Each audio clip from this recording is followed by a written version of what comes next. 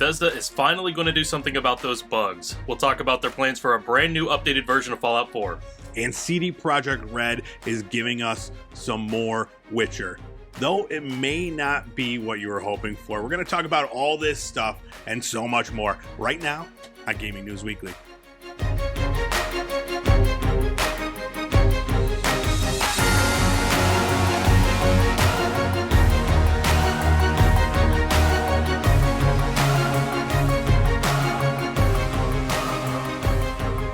Gaming News Weekly is back.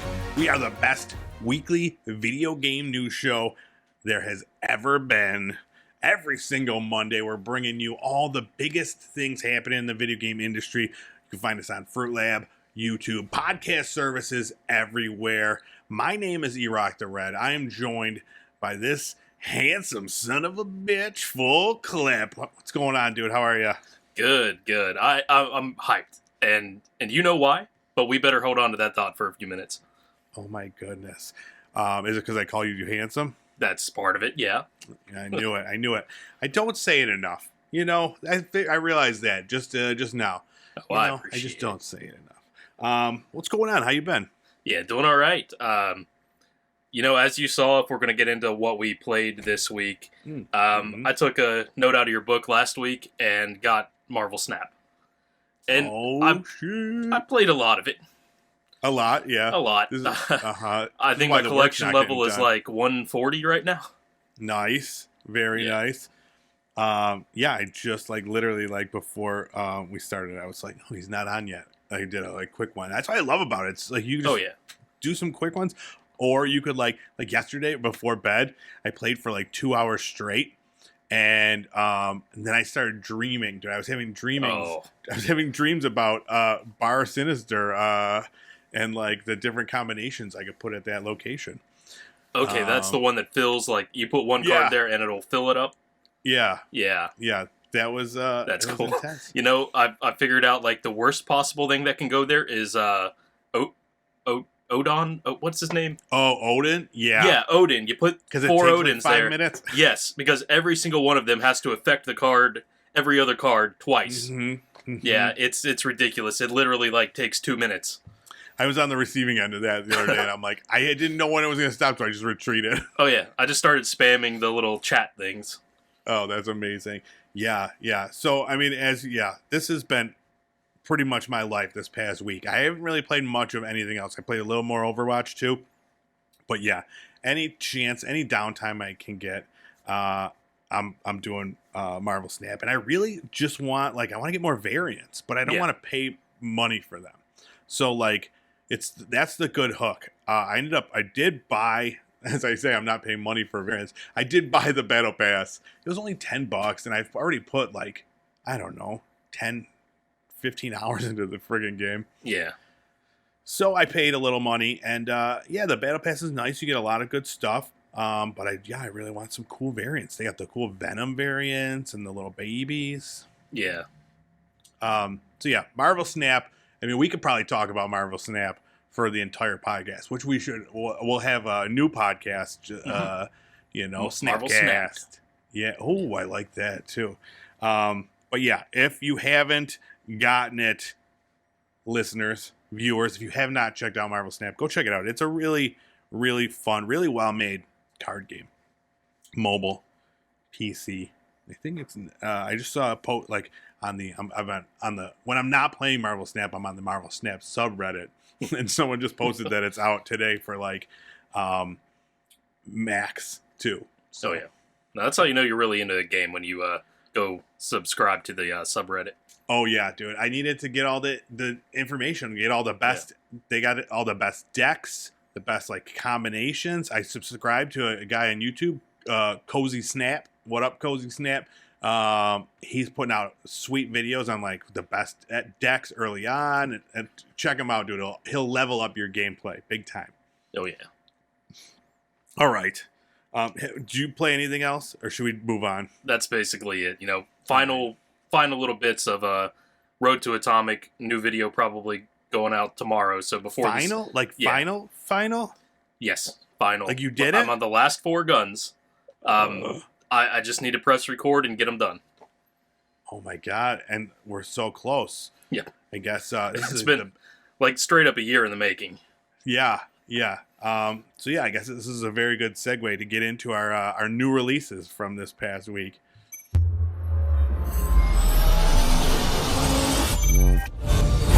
First up, Saturnalia came out PC, PS4, PS5, Xbox One, Xbox S and X. Oh, and the Nintendo Switch. This came out October 27th. This game, I have it. I got a review copy of it today. Haven't checked it out yet. Hopefully by the time this comes out, I'll have put some time into it. I'm very excited. So what this is a horror survival game. Beautiful art style. It's like, I don't even know how to describe it. Like drawn or I don't know. It's weird. But it sounds really cool. So you play as like 4 different characters. You can play as them concurrently. You can do it separate, but they all have like different perks and like different things that they could do in order to survive. So I guess you just like walk around this small town and try to escape a monster or something. Yeah. I don't know. That's all. One of the reviews called it neon folk style, and I don't know what the hell that means, but it looks like it. Sure. Yeah, I like that description. Neon folk. Yeah, I'm really excited to check this out. It is currently free on Epic until November 3rd. So for the first week, you could go snag this game and check it out too, and be really creeped out. I heard it's really unsettling. I don't know what it's about. I'm avoiding like any intense details, but yeah, I'll report back. You know, we're getting to the end of October, and I have not done enough scary stuff. Something that's not so scary. Bayonetta 3 came out for the Nintendo Switch on October 28th. This is, she's back. Bayonetta, the hot librarian gun lady. Mm-hmm. I don't know if she's really a librarian. She just looks like a hot librarian. Yeah. Have you ever played any of the Bayonetta games? I have not. They're fun, dude. Especially if you like, so they're like action combat style game. You ever play like Devil May Cry or any of those? Where it's just like similar games, combo based attacks, and then like it's all like skill and you get a letter grade at the end of it. But they're really, really fun. Some of the most fun combat in a game. And then also there's like, tons of like over the top violence, and like her outfit is her hair and she changes it. So there's like nudity occasionally. So yeah, all around classic. On the Switch? Right? So there is, it's one of the few M-rated titles to come to the Nintendo Switch. But there is, this year, first time ever, the Naive Angel mode. And it makes it less risque. Oh. So she's just like wearing clothing. Okay. I don't know if it changes. I don't know if it changes anything else. All right. But yeah, I'm excited to check this one out. It's got, a bunch of new skills, new accessories, outfits. Right now it's at 88 on Metacritic. Very, very good review scores, which the Bayonetta games, they always do. So, yeah. Yeah, it's on my list. Kind of surprised by that because we didn't really cover it because there was a lot of back and forth. But this game's been in the news in the center of controversy. So, do you have any idea what they did about the voice actress from the original not being in it? Did they just recast that person? No, like that's the issue, is why we really never talked about it, because there's so much back and forth about this, and the more I hear about it, the more that I'm hearing that the original voice actress was not being entirely truthful, and they did offer her a good amount, and then went and got someone else. But I also heard that that they wanted a bigger, better name, as opposed, someone that's just like, I don't know, maybe she just wasn't what they wanted. Yeah. Interesting. And then she lied, said they didn't offer any money. It's weird. I mean, this was very close to probably being review bombed into oblivion. Yeah, and it went the other way. So, yeah, I don't know what the inside of that whole ordeal was, but there's a good game that came out the other end. So that's pretty cool. And then the big one came out, Call of Duty Modern Warfare 2, PC, PS4, PS5, Xbox One, X, and S. How excited are you? Very. At the time of recording, we're about 3 hours from the midnight release, and I'm ready. I need it like 3 hours earlier. Are you so you told me that you're off tomorrow. Yes. Is this why you're off tomorrow? You're going to play some games? Yeah, I plan on staying up till probably like 4 or 5 or whatever I'm feeling at the time, and then go at it as much as I can tomorrow too. Should I do that? Maybe I should do that. Maybe. That sounds fun. Are you pre-downloaded? Yeah, I was working on it just before the show. Oh my gosh. I think I'm so jealous. I have FOMO right now. I think I need to stay up until 4 in the morning. My kid gets up around like 6:30 though. That might be a problem. Yeah. Maybe.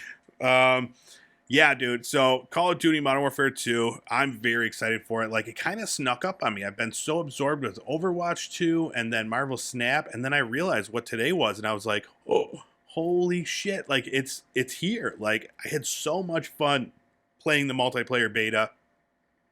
Very excited to get back in there and see what the full game, because I only got to do like, I don't know, maybe like 3 maps or whatever, and very limited loadouts. So yeah, I'm hyped. There's a bunch of new maps, weapons, vehicles, the new gunsmith mode. What I have been reading, people are upset about the SBMM, the skill-based matchmaking in the game. Have you heard anything about this? Not about this one in particular. I know people are pissed off for like the last 3 or 4 games because of that, though. Yeah, it's a general, I think across any multiplayer game that uses it. But yeah, I was reading an article today. It was like Tim the Tat Man, the Twitch guy, was like, I'm not going to play it on stream because of the SBMM. And to me, that's basically just him saying that, like, he sucks. So like, they're going to put him in like either he's going to get smoked in like a higher skill level, or he doesn't want people to see that he's in a lower skill level. It's weird. I don't know. That's the bad thing about skill-based matchmaking, is that everybody sucks. Because you always be paired with people who are equal to you stats-wise anyway. Well, that's exactly it. And that's what I like about the Call of Duty games, is that, there's some games I'll find myself on the bottom. Some games I'm like crushing everybody. And, it gives me a sense of pride, even though I know that I'm not very good at these games, So I'll take it. No problems with it. Yeah. But yeah, now I just want to play tonight. We'll see. I think it's a good idea. I think you should see how the rest of the news goes. If I hurt myself or pass out during the rest of the news, then it's all off. All right. Gotcha. That's it for our new releases. Let's move things along. Let's talk about our news of the week.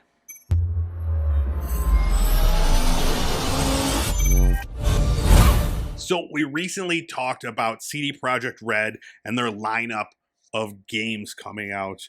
And we're like, they're crazy. They're doing all sorts of stuff. Well, we got word of one of the new games coming out. This was previously the secret one, too. This was codename Canis Majoris. This is one of those. And we did find out what it is. It's just a remake of the original Witcher game from 2007. So this was announced on the 15th anniversary of that original game, and basically what it's going to be, it's just going to be a remake built from the ground up using the Unreal Engine 5, which we've seen some things built on that, and it's amazing. Yeah. So, not having ever played the first Witcher, and if I could get a Unreal Engine 5 version of it, oh yeah, I think I'm down with this whole plan. Yeah. On let's see, Xbox 360, is that what the Witcher 3 originally came out on? That era? That sounds about right, yeah. Whichever one it was, like, I tried to play Witcher 3 maybe 2 years after it came out, and with things like Grand Theft Auto even, it felt dated immediately. Mm-hmm. And I didn't really get into the game because of that. So having an Unreal Engine 5 version of the first one, I kind of hope they continue that series, and maybe, like, I don't know, 8 years from now, I'll be able to enjoy Witcher 3. There you go. Yeah. So I'm definitely excited for it. Now, granted, they did also just said they want to do this right. So please be patient. It's going to be a while until they can share more details. So I feel like they're never going to make a mistake like they did with Cyberpunk. So, Oh yeah. but in a quote from Adam Badowski, the head of the studio, he said, "The Witcher is where it all started for us. For CD Projekt Red, it was the first game we made ever, and it was a big moment for us then. Going back to this place and remaking the game for the next generation of gamers to experience, it feels just as big, if not bigger." Collaborating with Fool's Theory, which we didn't mention, they're working with the Fool's Theory studio on the project, is just as exciting as some of the people there have been previously involved in the Witcher games. They know the source material well, they know how much gamers have been looking forward to seeing the remake happen, and they know how to make incredible and ambitious games. And although it will take some time before we're ready to share more about and from the game, I know it will be worth the wait. So, yeah, very exciting stuff. It's not The Witcher 4, but it's going to be a beautiful, well-made Witcher game. So, yeah, why not? Thankfully, they have talked about all their other upcoming projects, so we do know that they are giving us a little bit of this and a little bit of the new stuff. They're working on all kinds of things. Mm-hmm. So nothing to be upset about as far as like, why are you remaking a game, which we're seeing over and over and over again these days. Yeah, exactly. The one thing they could be upset about is that it's probably going to be like 20 years before we see any of these games. Yeah. So, but, hopefully not. Hopefully we'll get to play some of these CD Projekt Red games in the near future. All right, next up, the PlayStation Plus games for November were announced. We're getting Neo 2. You ever played Neo or Neo 2? No. I've always wanted to. But they're like Souls-like games, but like samurai versions of them. And I've always heard that they're just really, really hard. So I never bought them. But they got great reviews, fantastic games. And I'm into like those Souls games. So you think I would be into these. I don't know. I'm going to give it a shot. We'll see how it goes. I might have to play the first one. I don't know if I'll have to play the first one before the second one. That's usually how things work, right? Yeah. Next up, Lego Harry Potter Collection. Now this is all the Lego Harry Potter. So Lego Harry Potter years 1 through 4, and then Lego Harry Potter years 5 through 7 in one awesome collection. These Lego games, you've played them before, right? We've talked about those. Yeah, I actually played the Harry Potter collection, or maybe like the years 1 through 4 version of it. My wife's more into them than me, but I'll sit down on the couch and play a little of it too. Yeah, I like to play them on PlayStation, so this is great because I like to try to get the platinum trophy for the Lego games because they're real doable. They're time consuming because you got to find all the hidden things and do all the puzzles, but like it's mindless. Like I could have like a podcast or something on in the background and just like when I need to like just chill out, they're perfect for that. And I've never played the Harry Potter ones, so yeah. Now, not all Lego like franchise games like this are created equal, but this is one of those good ones where you could chill. It's not a lot of consequences. Yes, yeah, exactly. They one of my favorites was the Lego Marvel Superheroes game, and it was the same kind of game as the Harry Potter one, the earlier on ones, and they made a sequel to it, and the second one they tried to like make it like an open world action game. I'm like, no. I want just like I pick a level and I 100% it and I move on. The Star Wars one was basically like a shooter, and I'm thinking, don't mess with the formula that works. Exactly. And then the last thing we're getting is Heavenly Bodies. No, not us. It's not a game about us. It is it's this really strange looking game. So there's you're in space and you just use the left and right sticks to like move through like low gravity and stuff like that, and you can play it with someone on local co-op and it looks like a blast. Yeah. Did you ever see that game Getting Over It? The guy in the pot with like a sledgehammer and you're trying to make it over this mountain. This reminds me so much of that. Yes. Okay. Yeah, I'm excited to see what exactly it is. And it says it's like they're each level is inspired by a famous moment in space exploration history. Really? Yeah. So, I wonder if they'll have it when they like when they faked the moon landing. Is that going to be an option to play in? Liars. Kidding. I'm not a moon landing denier. But if you are one, we don't discriminate. We'll hear out each side. All right, and those are the games coming to PlayStation Plus this November. I'd say it's a good month. Nothing like amazing. Nothing like, whoa, holy shit. But yeah, I think anybody could find one of those titles at least that they'd enjoy. Yeah, for sure. So yeah, that's good. And Neo 2, I mean, it's maybe a year or two old. So, just as good as a day one title. By a couple of years. All right, moving on. We've talked a lot over the past few weeks about Call of Duty being available on the PlayStation. But never once did we mention Call of Duty on the Nintendo Switch. Thoughts? My thoughts is that it has to be a very specific Call of Duty title or nothing at all. Just because of the Switch's limitations. Yeah. Yeah, very true. They're not going to make a Switch version of, I don't know, one of the, Modern Warfare 2, you know? But this might be a thing. So Phil Spencer recently in an article with the Wall Street Journal Live, he was talking about the whole merger and acquisition and about how he wants to keep Call of Duty on the Sony platforms. And in fact, he wants to put it on the Nintendo Switch, maybe. I don't know. He says in a quote, Call of Duty specifically will be available on PlayStation. I'd love to see it on the Switch. I'd love to see the game playable on many different screens. Our intent is to treat Call of Duty like Minecraft. Now, Minecraft you could play on a refrigerator. Yeah. That's everywhere. So, yeah.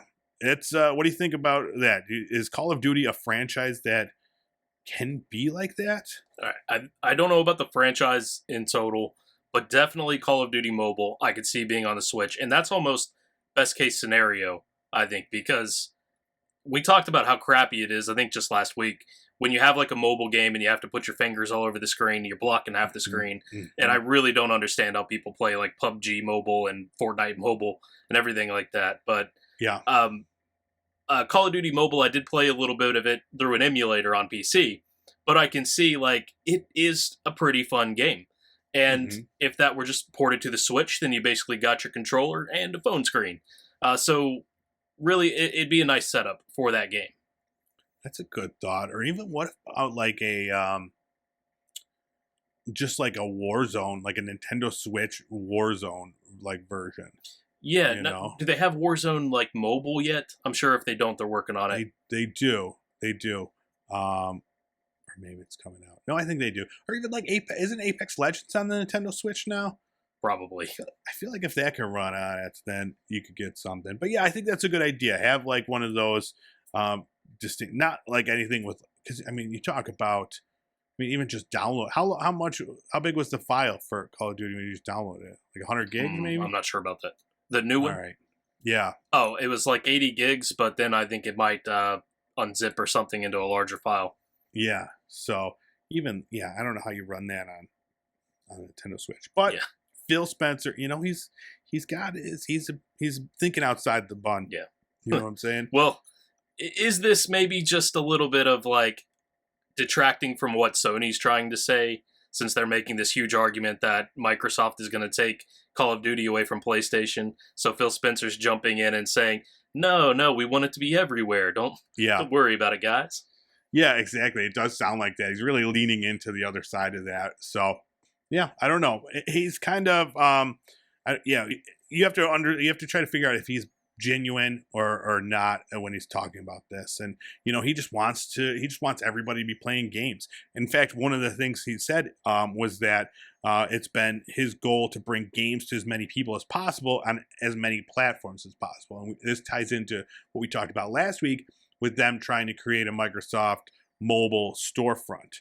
And one of the quotes from this most recent article, he said about the Activision Blizzard deal, that this opportunity is really about mobile for us. He said, when you think about 3 billion people playing video games. There's only about 200 million households on console. 3 billion people playing games and 200 million on console. So that's pretty big. I mean, how much is that in PCs and how much is that in mobile? It's a lot, man. So and how much of that is Candy Crush and how much of it is Call of Duty? That's the other side of that. Exactly, but yeah, and they own both those games, and so they could. Well, they may get both those games. But yeah, it's exciting. It's interesting. So much has happened in surrounding Xbox and the Activision Blizzard deal that we just keep getting more and more new fun things to talk about. But let's move on to another fun thing. And a game that I did not expect to be talking about today, Fallout 4. Coming soon to a next-gen console near you. This is the news came out. So now it's Fallout's 25th anniversary. So they're constantly releasing all these news and tidbits and stuff like that. And they just confirmed that a free next-gen update will be coming to Fallout 4 sometime in 2023. This is for the PlayStation 4 and Xbox One consoles. So they'll make it real fancy. 4K resolution, high frame rates, 60 frames per second, all the good stuff. I mean, technically, so if you play it on PC, you already got this stuff, basically. But they did say that this was going to clear up all the bugs and issues they had with that version as well. So, cool. Yeah, sounds good. For my buddy who's currently in his latest Fallout 4 like survival mode playthrough, he's still excited for this on PC. Good. And I think I am too. I don't own it now, so I can't take advantage of the free upgrade. But it is on Game Pass, and I think that stuff, the whole Bethesda collection, is probably going to stay on Game Pass. So this might just be included in that. If I had to guess. Bet you're right. Yeah, I bet you're right. Because this is going to just kind of, be a patch to that base game. One thing people are wondering about and kind of worried about is like what this is going to do to mods, because there's like a ton of mods out there on this game, and if it will make them unusable, a lot of people are a little nervous about that. But as a lowly console gamer, I don't do much in the way of mods, so it didn't affect me much. But yeah, I might get back in there as well. I do want to see what a next gen version of this looks like graphically, and see how it runs. So I'll download it for that. I do have Fallout 4. I played a very small amount of it. I don't know. I think it was just maybe when it came out, it just didn't grab me. But I like the Fallout series. It's always one that's just so huge, and I think those bigger games give me anxiety, and then I just kind of shy away from them altogether. Yeah, it's a big one too. Yeah, it's an issue I have, game anxiety. Yeah.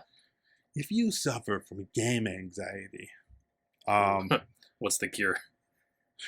That is a great question. Gaming News Weekly. There you go. That's the answer for everything. With the antidote. Yes. All right. Another surprise announcement.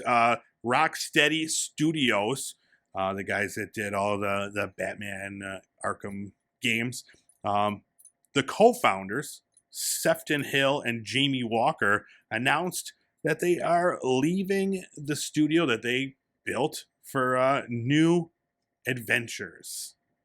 Now, it was surprising because they were directors in the upcoming Suicide Squad Kill the Justice League game, which comes out in a couple months. So, took everybody by surprise. They, they masterminded. They built this studio. I'm a huge fan of the Arkham games. They're like some of the best action beat 'em ups there are. Yeah. You ever get down with those games? I've not played them, but I mean, so many people seem to enjoy them.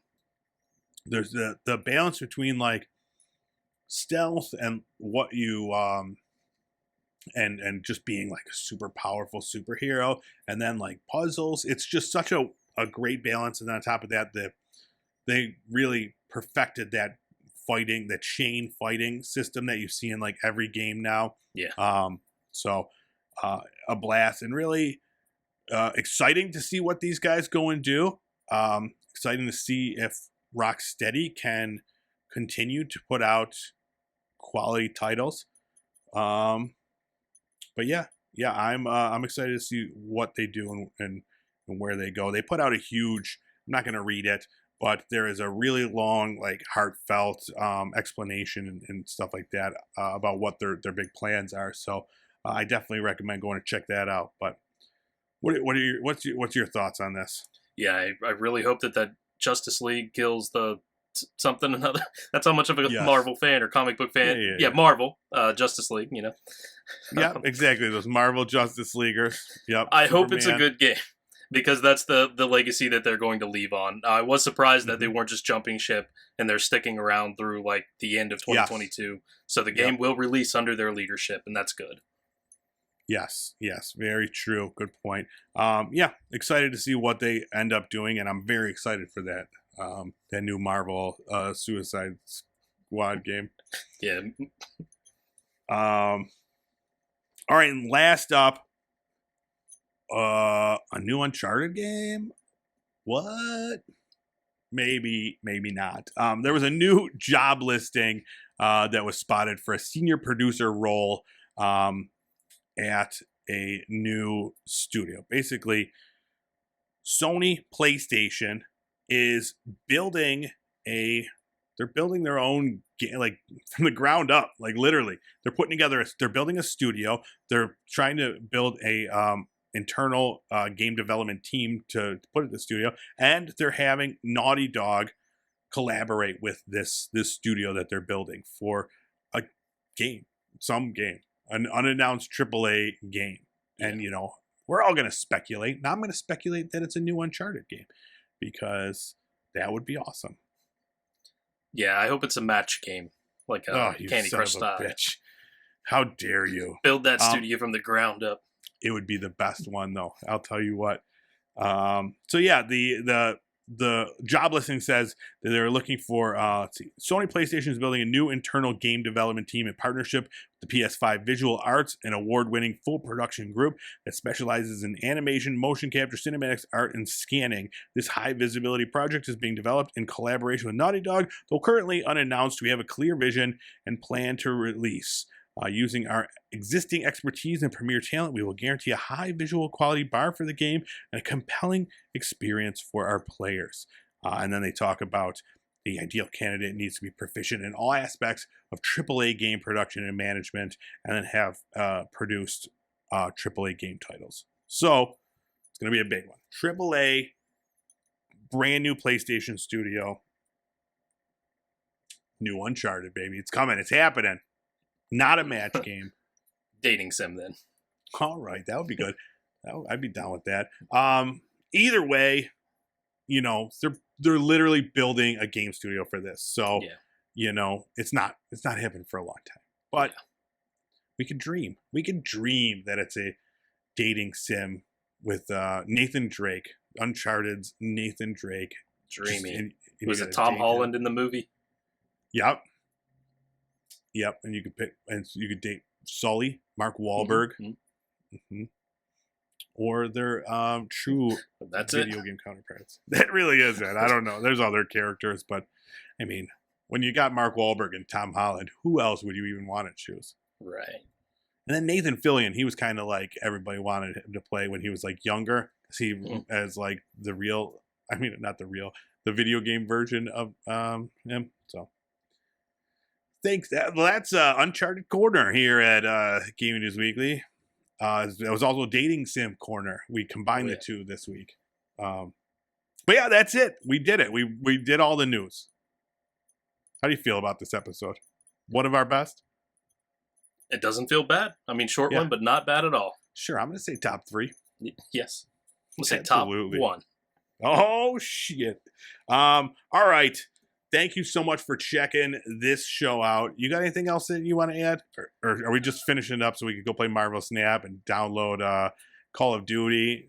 Since we're pretty short on time so far, I want to throw in just one little thing, and I didn't prepare enough for this because I didn't plan to talk about it. There's a dude, and I don't know his name because, like I said, I didn't prepare. Love it. He just uploaded to archive.org the complete collection of PlayStation 2 game manuals in 2K and 4K resolution in English and Japanese. It took him like $40,000 in several years. He had to scan things twice as he got better technology, throw the old stuff out. I'm sure you can Google some combination of these words and find the story. It's worth checking out. If I will, I'll find it. I'll link it. I'll link it in the show notes. All right. I didn't hear anything about this. That's crazy. Yeah, how do you goes a long way. I mean, what a $40,000 can buy a lot of game manuals. Yeah, but I mean, like, do you think there was like one where he was just like, I need this one, and I can't find it anywhere. Probably a lot of collaborators who were willing to send it, especially for the Japanese titles. Oh, seriously, that's crazy. That's very cool. I'm gonna have to check that out. All right. I think that's everything now. I think we officially covered everything in the video game world. My name is eRock the Red. You could check out my video game content on Fruit Lab, fruitlab.com. You can check out Full Clip doing his thing there as well. And you can sign up, earn pips, make money, pay for video games by playing video games. You can also find me at YouTube doing my thing, at Pop Culture Playground. Full Clip's doing his thing at GameFAQs, GameFAX. He's also on Twitch, FullClip_FL. Going to be playing that Modern Warfare 2 out there. If Tim the Tatman's not on here playing it. We'll see if it can stream. That was the problem with Vanguard. It just black screen every 5 minutes. Really? Oh, you got to write a letter to someone. I'll be on there. I'll just send me your info. I'll go on your Twitch. All right. And I'll get all the subscribers because I play shirtless. In case you didn't know, yeah. No. It's just like as hairy as this is. Just picture that over my entire body. Mm-hmm. Some people don't even know. It just looks like a sweater. Exactly, it does.